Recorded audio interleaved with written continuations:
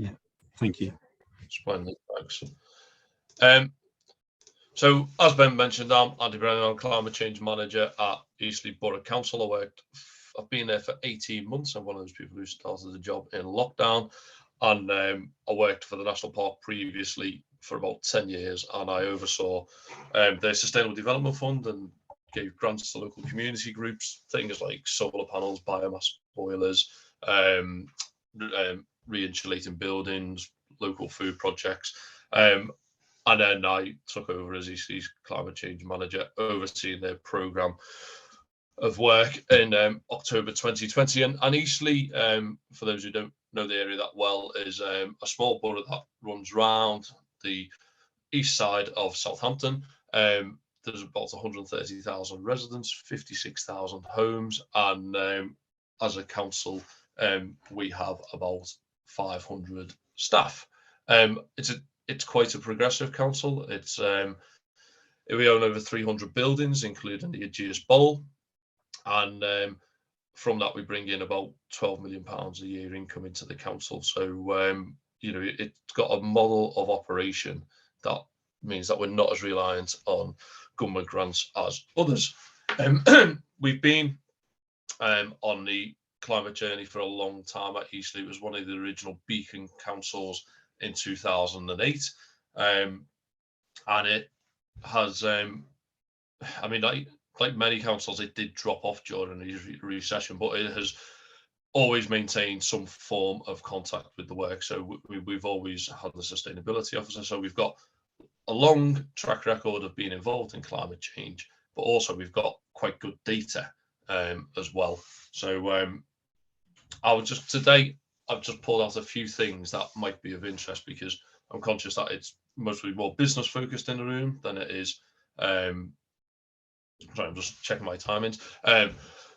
Then local authority. So this isn't covering everything that we do, but it'll give you an idea of some of the things that we've done as a council. And then the second part of the presentation, I've put some hints and tips in for businesses. For those businesses that were at the business breakfast back in February, you might get a bit of repetition. So as a council, when we declared our emergency, we have had two main objectives. The first one, circled in blue, is that we will be carbon neutral as a council by 2025. And the second one is that we develop a plan for how the Borough of Eastleigh could achieve carbon neutrality by 2030. The reason we use carbon neutrality over net zero is we knew that with short timescales, 6 years, that offsetting or insetting will have to play some form in achieving those targets. But our approach is very much to drop the emissions and then offset or undertake projects to eradicate whatever's left. At the same time, we also declared an environment emergency. So that was to recognise the declines that we've seen in nature since the 1970s. And we made a commitment to take account of the environment in our decision making. As a council, we monitor emissions across all three scopes. So those scope 1 and 2 are your scope 1 is your direct emissions, and then scope 2 and 3 are indirect emissions. And for those who don't know, scope 3 is the indirect emissions that are harder to control. What that table in front of us shows is the tons of carbon that we're emitting as a council. So this is without taking off any of our green energy that we produce. So this is just at source. So we can see there that procurement is by far the biggest area of our emissions. A bit easier to see in graph form. In the public sector, there's not many councils, and in fact, I don't know of any other in Hampshire that have gone to this level of looking at what that greenhouse gas footprint is, what our carbon emissions impact is. Procurement for businesses and most organisations is all, can sit around 80-90% of your carbon footprint. As you can see on the pie chart, 76% of our emissions are from procurement. Next up is fuel. So that's mostly driven by bin lorries. So a 26-ton bin lorry will do 3 miles to the gallon.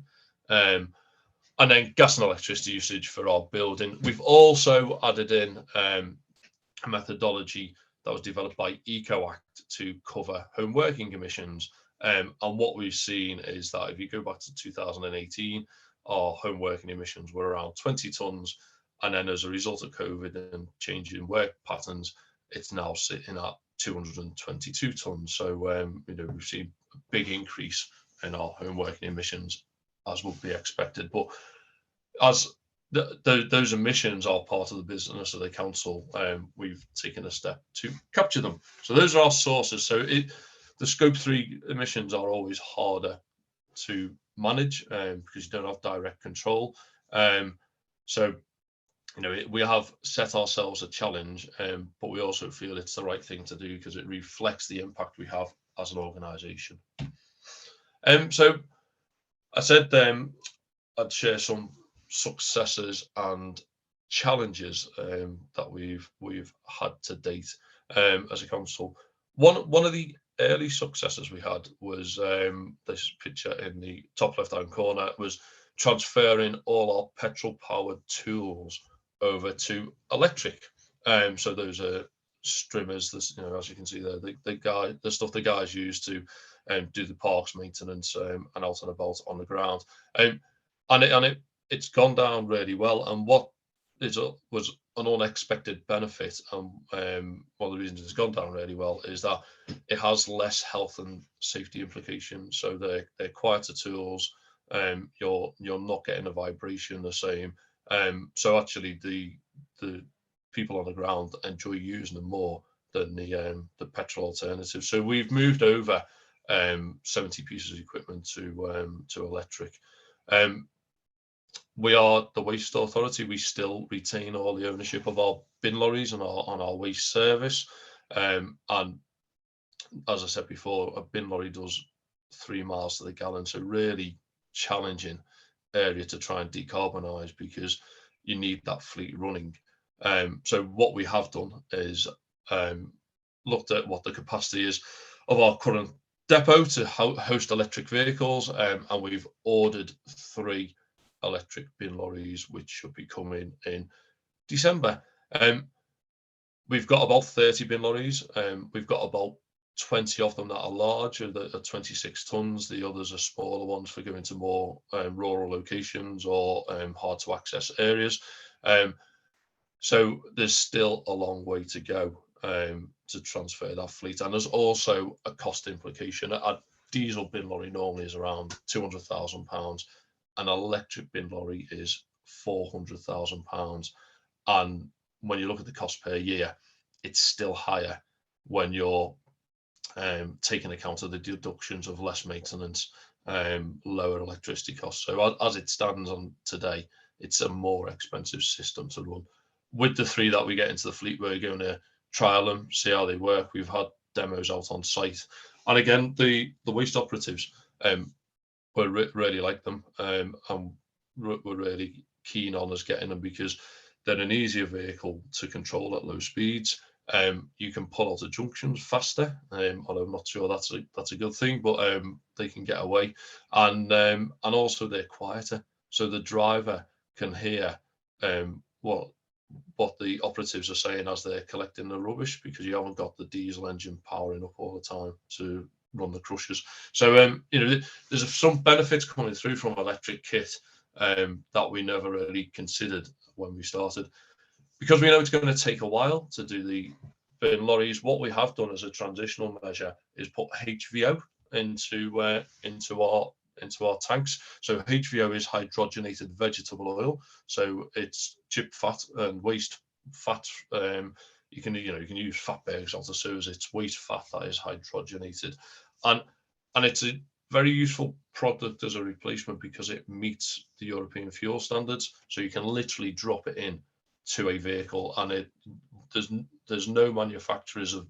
no mainstream manufacturers who say you can't use it. So what we did was we signed up to use HVO, and we put it into our diesel tanks, and you don't even need to clean the tanks out. You can just replace it as a direct drop-in, no changes to the vehicles, and that reduces emissions by 90%. So we've got the HVO in place as an interim measure. So whilst we transition that fleet over to electric, we've taken a step to try and knock those emissions back, because we know some of these vehicles will still be with us in 10 years that have got combustion engines. And what we don't want to do is scrap 30 perfectly working vehicles or sell them on, because that we just move the carbon off our books. We don't really solve the problem. So whilst we transition a fleet, we've come up with an interim arrangement.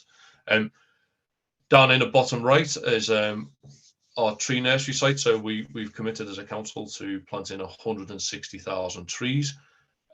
We've also bought 300 acres of land to reduce farming, to stop nitrates getting into the soil. And so for those who don't know the area, there's a moratorium on building because nitrate levels are exceeding their regulatory levels in the soil. And so in order to unlock development, we've bought, as I say, 300 acres of land, and then we'll stop the farming, drop the nitrate levels. But it also makes it very handy because we've also then got sites to plant our trees, but we can also look at the biodiversity net gain elements that we own this land, so we can look at improving it. What we are also considering is large-scale solar on some of it, on wetland projects as well. So when I say Eastleigh is a slightly different council, you know, the approach has been, there's a problem, let's take steps into the market to solve it. Top right is a Chalcroft solar farm. So that's a 6.5 megawatt peak solar farm that we purchased. It sits in the middle of a development called One Horton, and I'll mention a bit more about that in a minute. But we bought and retained that solar farm so that, one, the asset is protected, but two, we can make use of it as part of the One Horton development. Bottom left-hand corner is some electric vehicles on charge outside Eastleigh House, which is our main office.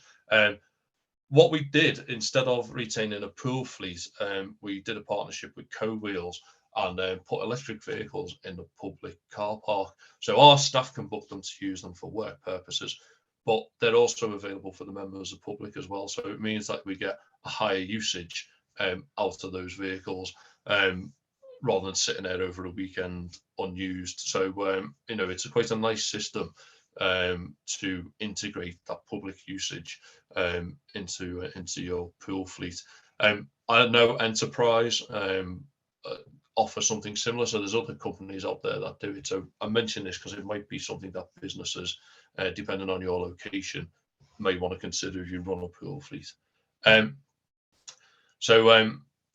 This is the artist impression of the One Horton development, and the triangular bit you can see is the Chalcroft solar farm. So One Horton is a development of 2,500 homes, and it's a council-led development. So we are the owner of the company. We employ people directly, and we will design and build out the housing. We'll subcontract out the build, but it's all managed by the council. And one of the main reasons is that the private sector was struggling to deliver the housing requirements by government, but also to the standard that we want. So all the properties at One Horton will have higher levels of insulation.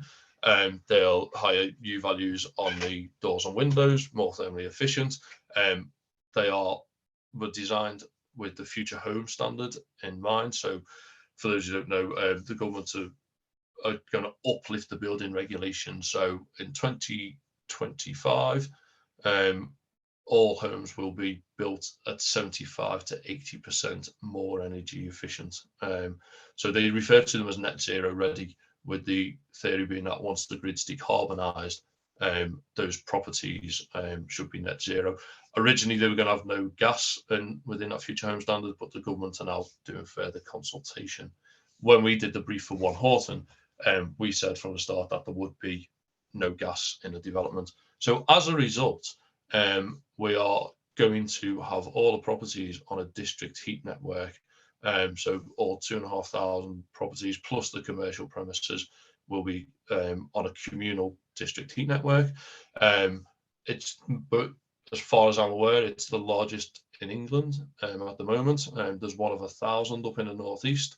If anybody knows of any more, I'd be interested to know.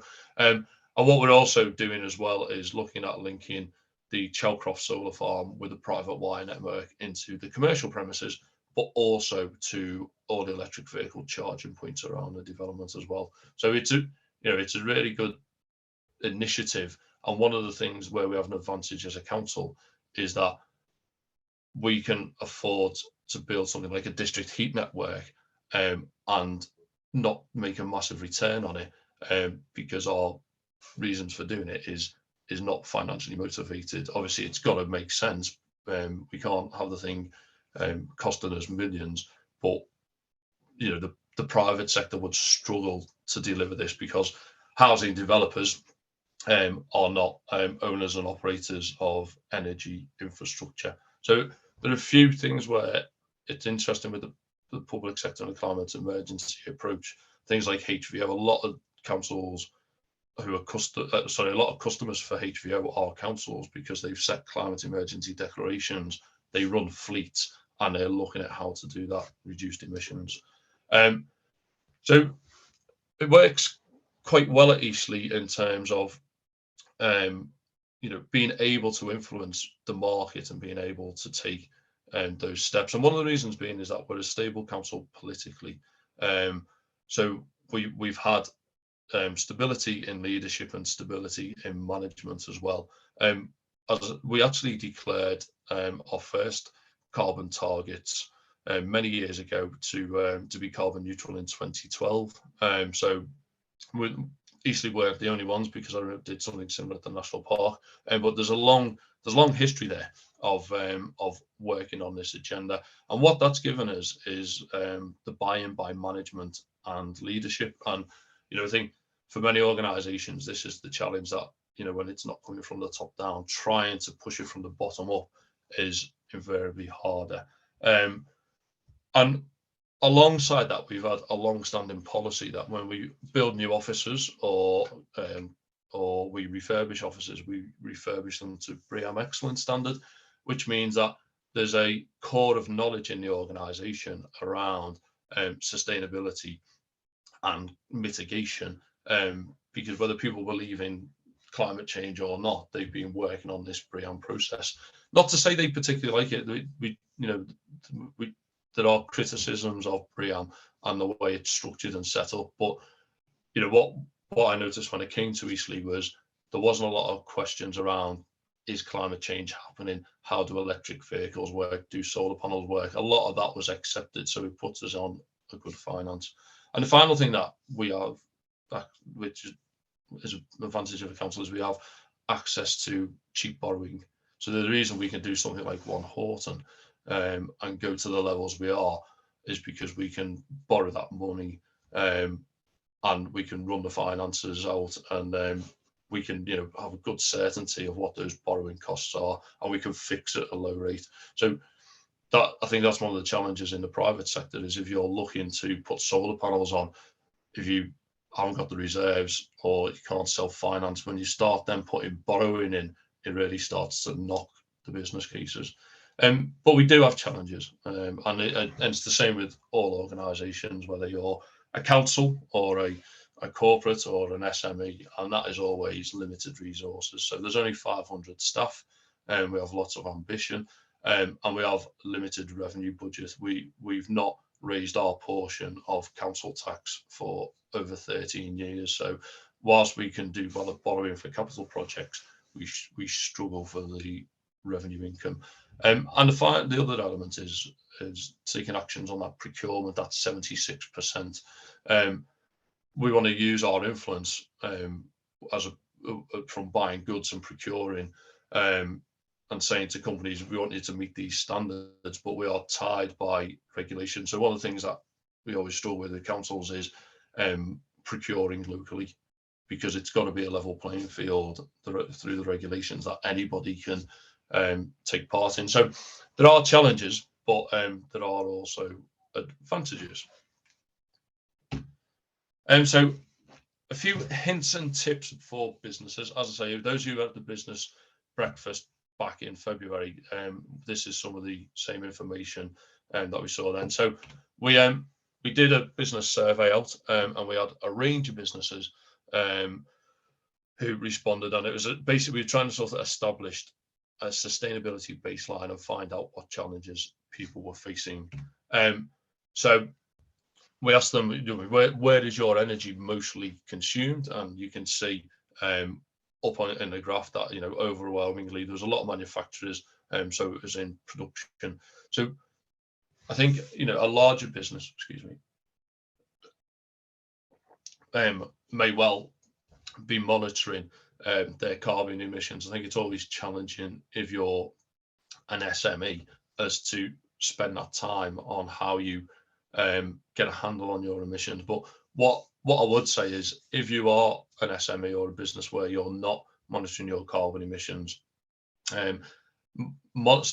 start with monitoring your electricity and gas usage in kilowatts. I've done this work for years and worked with some businesses. There was a focus on the overall cost and not the usage. So what that doesn't pick up is if your usage is going up and the cost gone down, you don't recognise that through your books. As we know at the moment, the cost is going up and up and up. So usage becomes even more important. So putting some monitoring in around the actual kilowatt hours that are used can then give you an understanding, and you can look at year on year to see how is that panning out and why might it be going up. This was a list of the different sustainability elements that people have, businesses have taken action on. And as you can see, LED lighting is leading the way there. And I'd say against businesses, if you haven't got LED lighting in, it's definitely worth looking at it. And companies will come out and they will give you the calculations on your payback time as well.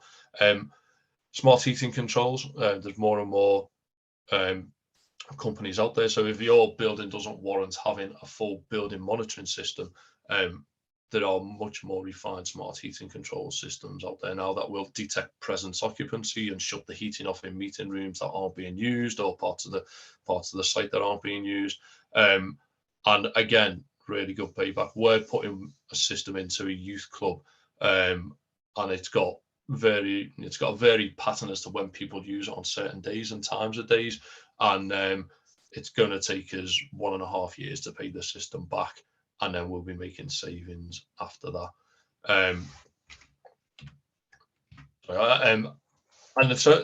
it might pop up again, but it's not on that list. The other one as well, and I know at times are challenging, but I'd also say really consider solar PV and battery storage, because particularly with the costs being high at the moment, the payback times are better than they were, and the cost of materials is sort of hit its floor price now, and it's also building rates exempt. So the challenge will always be that it's an invest to save with sustainability issues, with sustainability measures, but in the long term, something like solar, and definitely LED lighting and smart heating, or even in the short term, will pay back. So we asked people what waste they produce, and what waste streams they had and what they were recycling. One of the things that we're looking at as a council is whether we can start to offer commercial waste collections with weighing scales on the back, so businesses can all start to understand what the weight is of either mixed recycle material or black bag stuff going for incineration. So what I'd say is for businesses is have a look at the waste that's being produced if you don't monitor it already, see what those waste streams are, and then from that you generally find there's stuff that's being wasted that could not be, but also there might be stuff that could be reused or given away, that other organisations might make use of. But doing a bit of a waste audit and having a poke around the bins and seeing what is going into the waste stream always throws up generally points of interest that people can take action on. One question we asked was, do people know their whether their suppliers measure their carbon footprint. And as you said, there was a lot of no and unknowns and a few yeses, and that's really about starting to use your supply chain to say to your suppliers, what action are you taking on climate change? Have you got carbon targets? So where we're doing a procurement for one Horton, we're considering putting in a pre-qualification for a framework where we will say, do you measure your scope 1 and 2 emissions? If yes, provide information. If no, to join the framework, you've got to commit to do this in the first 12 months. And then similar question for scope 3, and I think we've given people 24 months for that. And then we also ask, have you got a carbon reduction plan?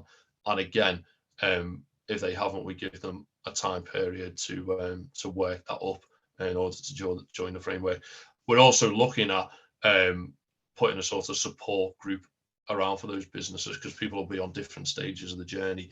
So as well as just saying yes, no, and then getting people to commit, we're looking at using a consultancy to do a monthly get together, so challenges and information can be shared amongst businesses.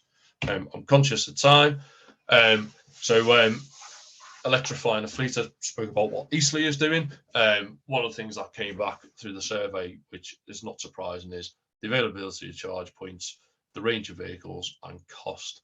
I mean, charge point availability is improving, and the range of vehicles has improved dramatically over the last couple of years. I think the cost, obviously not all models of vehicles are available for business needs. Like light goods vans are fine. Ford have just brought out an e-transit, and Renault do have their traffic, but originally the Renault traffics were around £80,000. So, way out the cost of the businesses. As the Ford Transits that are coming out, I think the starting price is £42,000, still more expensive. But where it can work with EVs is your cost per mile is a lot lower. It doesn't work for us with the bin lorries in part because we can buy fuel quite cheaply, because we're on a framework and we procure across Hampshire.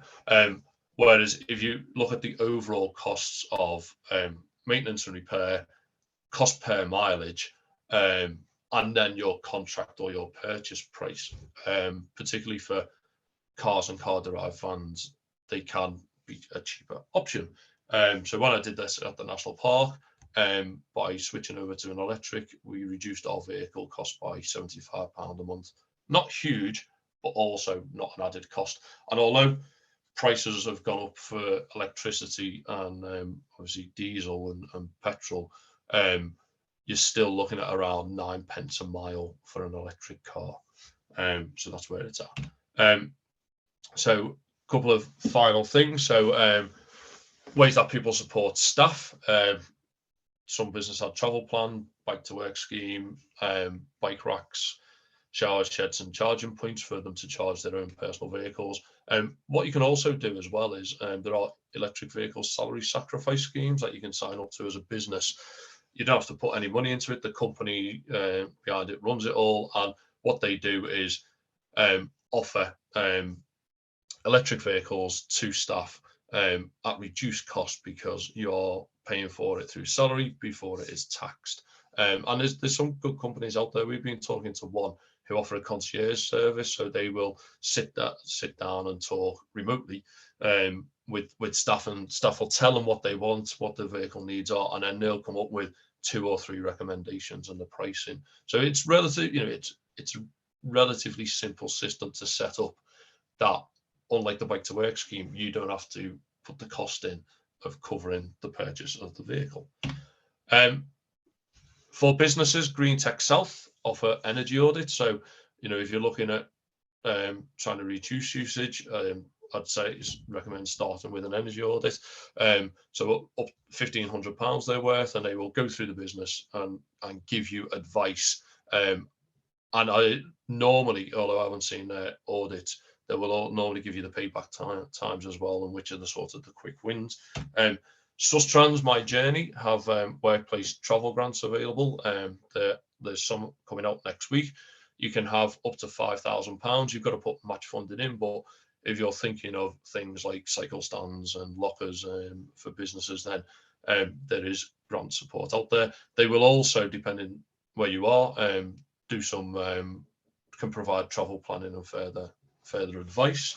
And then finally, continuous professional development. So there's a lot happening in the world, and the field of climate change and sustainability has never been more active. I'd recommend having a look at the Supply Chain Sustainability School. It's funded by the Construction Industry Training Board. So it is construction based, but they do have other things on there. So they regularly have webinars.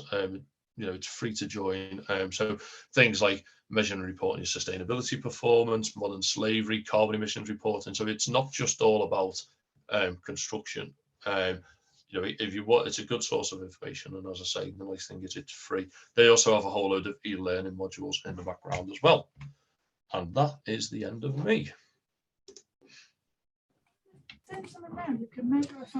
Thanks, Andy. That was great, and really interesting to see some of the things that Eastleigh are doing. And I should say, I think we've got Jason on today as well, building on Jason's legacy as well. So it's great to see that the process is still progressing. So well done for Eastleigh, and being a local resident, it's certainly a very dynamic place to be living, and great. So let's move on to questions. We have quite a number that have come in, so I'll go through them in order. And the first question, which I think you probably were going to anticipate, is about the approval by Eastleigh Borough Council of Southampton Airport runway extension and how that sits with the climate emergency. So Andy, do you want to address that head Yeah, on? sure. So I was involved in the Southampton Airport planning application, all 40 odd hours of the committee, as it was. It's an interesting one, the airport, because it was an interesting one to be involved with. And obviously air travel is a real challenge for climate change. And one of the reasons it's a real challenge is that it takes that long to change your fleet. So the planes that are flying now will be flying in 30 years' time. Now with Eastleigh, you've got a Lib Dem council that are very pro climate change, and outlined some of the actions that we've taken. What you've got in the background is government policy. And government policy is to develop airports and expand capacity at existing locations. So if you look at the officer recommendation at Eastleigh was to approve the airport. If you look at Bristol, the officer recommendation was to approve the airport. And if you look at Leeds, the officer recommendation was to approve the airport. And the reason being for all those recommendations by officers is not because they don't believe in climate change and don't think it's an issue or has an impact. It's because that is central government policy. Now, at a local level, what was interesting of the debate was it came down to sort of two sides of you either think that the problem's not going to be solved, so therefore you should refuse it, or you support the industry and you have an active aviation industry that can then sort its own problem out. And there was a lot of, it's a sort of an optimist, pessimist debate around which is the way to go with it. But I mean, fundamentally, regardless whether Eastleigh had approved or declined, it comes down to central government policy to expand airports. Okay, so we're now moving on to One Horton Heath, which you again outlined, and I know from a water perspective is also, I think they're going to try and hit target 100 as part of One Horton Heath, which is great. I think you did touch upon this already, but you mentioned about the nitrate neutrality issue and the fact that the council's taking a leading role in helping to mitigate that. I think you said that you're purchasing farmlands taken out of intensive production to actually reduce nitrates, and so that's going to unlock the development. Is that right? Is that the answer to the specific on that one? Yeah, and then for the One Horton development specifically, we have looked at a whole system of SUDs. So we are looking at a lot of natural water management.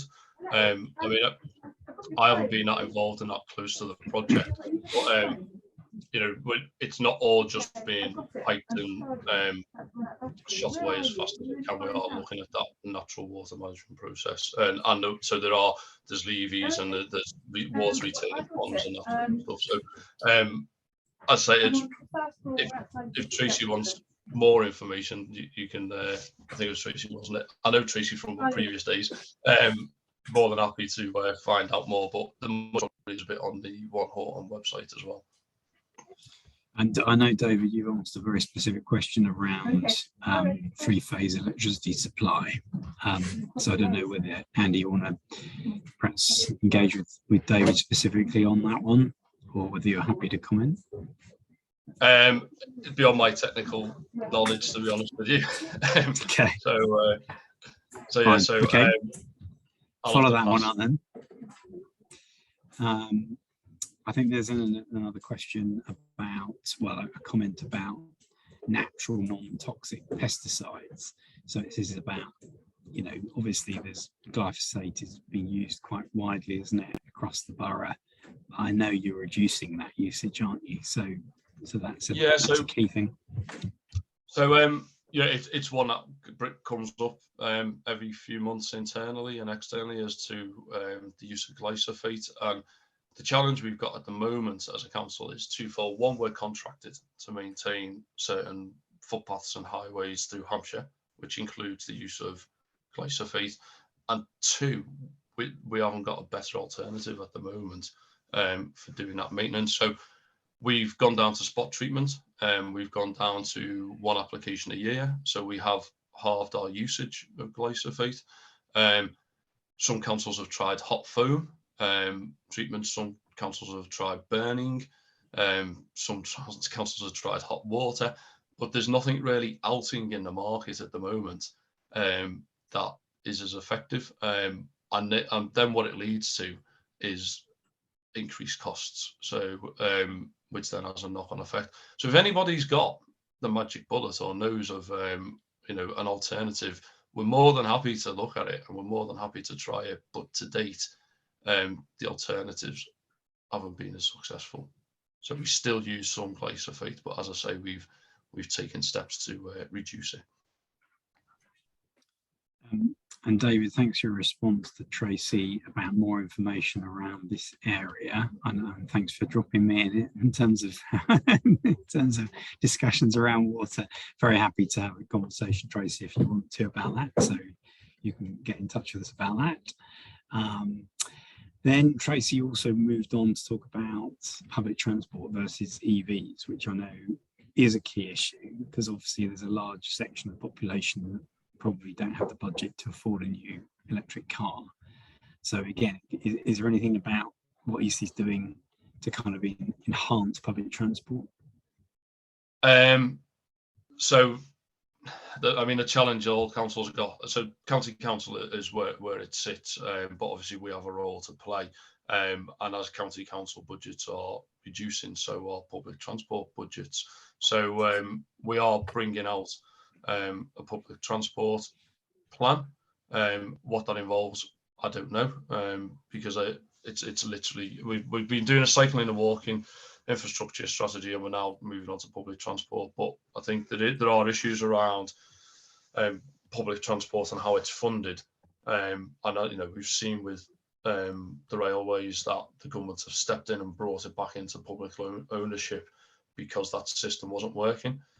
I mean, no, completely agree. We need more public transport and we need better public transport. But at the moment, it's facing declining local government support.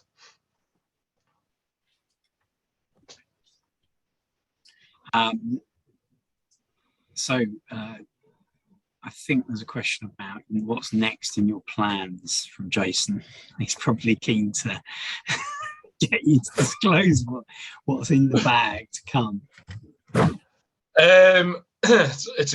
Well, trying to do what we signed up to is the next thing in terms of, you know, actually starting to develop. Yeah, you can blame Jason for that.